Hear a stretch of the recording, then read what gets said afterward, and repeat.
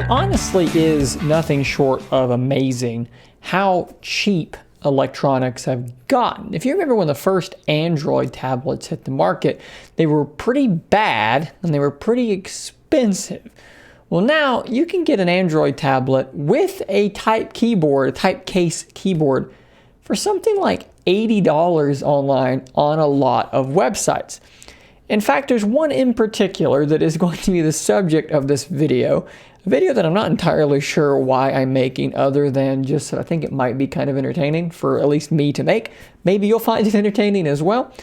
But there's this tablet by a company called Linsay, not Linsay, there's no D in there, Linsay, that my wife came home with the other day as a gift for some of the younger family members in the family, and she suggested that it might be humorous for me to unbox and review these two very, very cheap tablets, which she actually got for a whole lot cheaper than even their list price because of some circumstances. But anyways, this thing costs about $80. Let's take a look at it and see if it's worth the $80 to you guys. So here's what we're looking at, and this is on Lowe's website, which is one of the many places that this thing can actually be purchased. Now, what's funny here is it's $79.99, although it says it's marked down from $350. Well, that's just no way that's right. There's no way on earth this thing is $350. It does appear to be Android Honeycomb in the image here, but I don't think it's actually running Android Honeycomb. That's very, very old. 2 gigs of RAM, 1.2 gigahertz quad-core processor, Cortex A7. Look, back in the day, a quad-core processor would have been expensive. Now, not so much. 10-inch 1280 by 800 IPS display. Not a tremendous resolution, but again, who knows? Let's see what it looks like. And then you got 32 gigs of internal storage. All right, so let's take a look at this thing and see what we got here.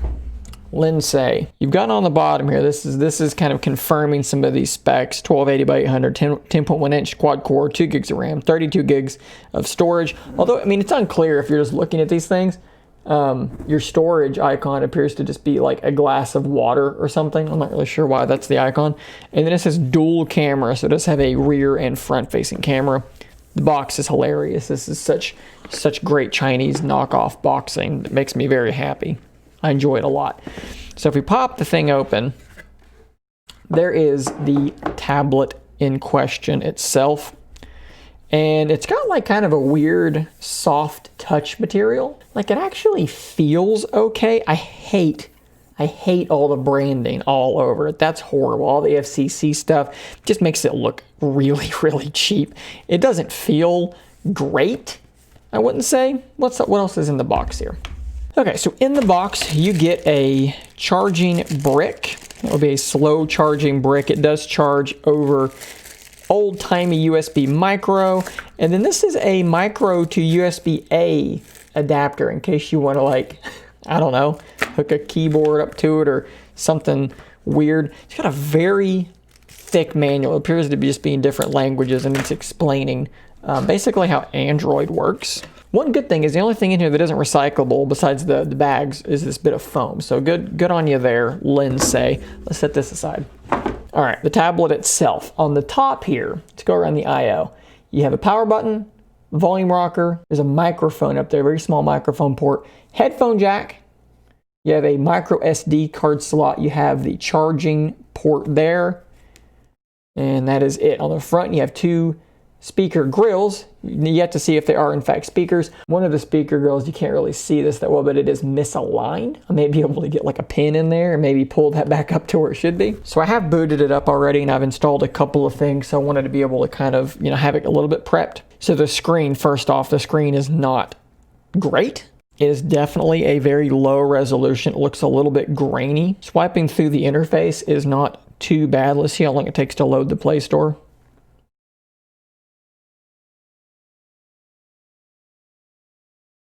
I mean, it's not what I would consider fast. Go to multitasking here. Really wow. Okay. So the thumbnails for your multitasking are incredibly low resolution. I'm not sure. Wow, that is very, very slow. Let's load up. I installed CPU-Z. Let's see what it has to say about this thing.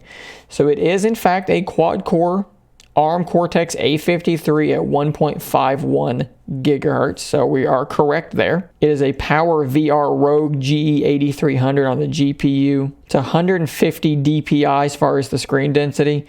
It's about what you would expect. Storage, internal storage is actually 26.23 gigabytes. That's not far off either. Okay, so it seems to be pretty much, it's telling the truth. So in terms of what build of Android it's running, it is not Android Honeycomb. It is Android version 10. So we're not actually too far behind. So I just finished up running a Geekbench 5 benchmark on this thing.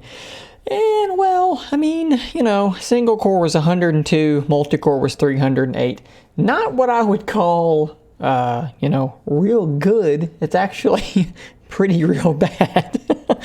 But, okay, you know, let's see what that means in the real world. So let's load up. First off, I guess we should try like something simple like YouTube. How about that?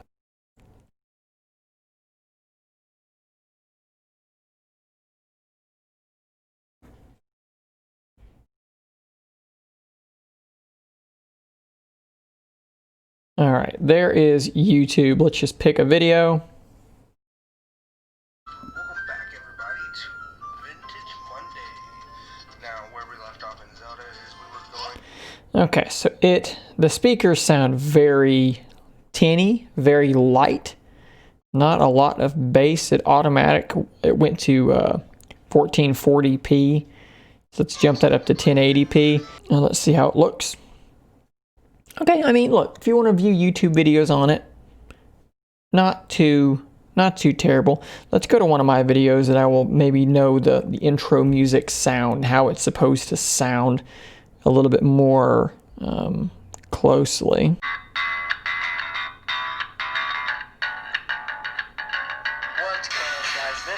Okay, there's absolutely no bass in the speakers whatsoever. There is just none. The speakers sound terrible.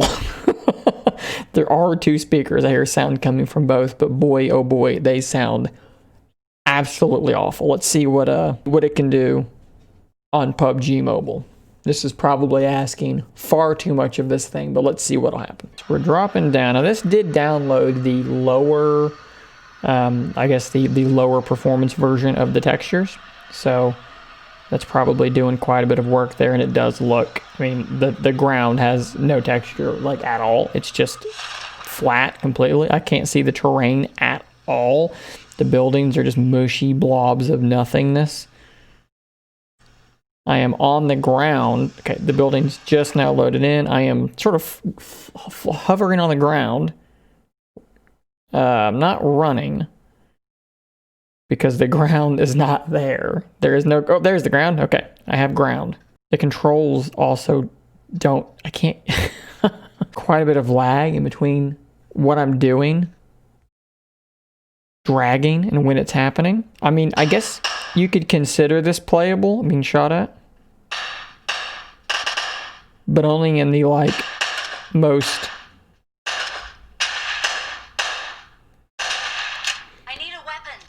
but only in maybe the most charitable interpretations.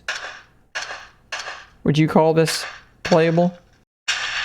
The controls are very jittery. Like, as I'm moving around, trying to make, like, you know, fine changes to my aim, it is very hard to get it right. All right, I've seen all I need to see there. Now let's go back and see if the 2 gigs of RAM, how big of a problem that is. Let's go back to the Play Store. That's not too bad. Okay, so there's another part to this tablet which I've not talked about yet, and it is the keyboard case, which we do in fact have right over here. Deluxe Edition protective case for tablet PC with keyboard, 10.1 inch. And the picture on the back of it is blurry and out of focus, and that always makes me, I mean, that makes me very positive about what's about to happen here. So it feels, I mean, it's not leather. It feels cheap. That's magnetic to hold it shut.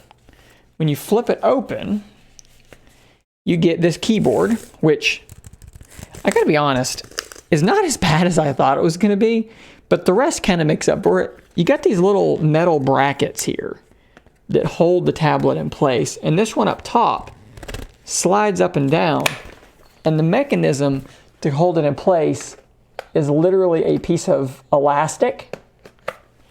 So I guess, oh, and by the way, it plugs in via USB cable. It's not wireless, and you don't want to go across the front of it. So I'm assuming I want to kind of just have it here behind it, because the USB port's over here. So I guess what you would do is you would slide the elastic bit up out of the way, and then maybe try, I'm just going to do it like this. I'm just going to try and like do that. And when it's centered, the one over here isn't even touching it. Then there's this elastic bit here, like a little loop. I'm not sure what good that's going to do you. I'm going to leave that down. And then you can just barely reach to plug in the keyboard. But now you've got this plug sticking up out of the top of it. And last but not least, that is your kickstand. So there you go. Now you're plugged in. You're ready to rock and roll. And the little magnetic flap here seems to want to go down and cover the front. So let's look at this. Let's look at how would it be if we're going to try and type something. You do have LEDs here to tell you if caps lock is on, number lock, and, well, I don't know what the other one's supposed to be doing. There's no trackpad here, obviously. But let's just type something. Testing typing on this crappy keyboard. Ooh, okay. It would take some getting used to as far as feeling it out. There's a significant lag. Like I can literally look up and see the letters happening well after I've already typed them. Okay, so as a package, let's see here. Let's close it up. Flip the thing over there. And there you go. You've got the cheapest, crappiest Surface Pro 7 knockoff you may have ever laid your eyes on. You're gonna watch movies on it, YouTube, Netflix, whatever. Bring some earbuds. I mean, I assume it has Bluetooth. I guess I shouldn't take anything for granted here. Well, so Bluetooth does not appear to be functioning, at least at the moment. So bring some earbuds. You're going to want to do that. Let's do one thing real quick. Let's just look at the camera. I'm just curious as to how bad it actually might be. So, I mean, those are probably the worst pictures I've seen since like dumb phones. That's like actually like impressively bad, how horrible that actually is. So if you want to watch, you know, TV, whatever, bring some earbuds and you'll probably be okay. If you want to game on it, light gaming, you can't play PUBG Mobile on this thing in any way that's going to be even remotely competitive. If you need it for word processing, I mean, I guess that's a thing you can do. But there are Chromebooks. They're really cheap. That would be probably a better option here. I think for a child, for a young child, to just play some light games on it, something simple, and just to have their own tablet. They're not going to care about how bad the speakers are and things like that. It'll be okay. Here, take your tablet, go over there and watch TV or something like that. It'll be totally passable for something like that. So guys, I hope you enjoyed this kind of silly little review of a device that I don't expect any of you people to actually buy. Although maybe, who knows, maybe you Googled because you wanted to know about this thing and you found this. Who knows? Hopefully you enjoyed this video. Stay tuned for more coverage. Probably not a lot like this, but whatever. And until next time, stay nerdy, my friends. If you enjoy my content, please consider becoming a Scary If Literal member. You'll get access to a whole bunch of emoticons to use with live streams and a shout out on an upcoming video. Thanks as always for your continued support.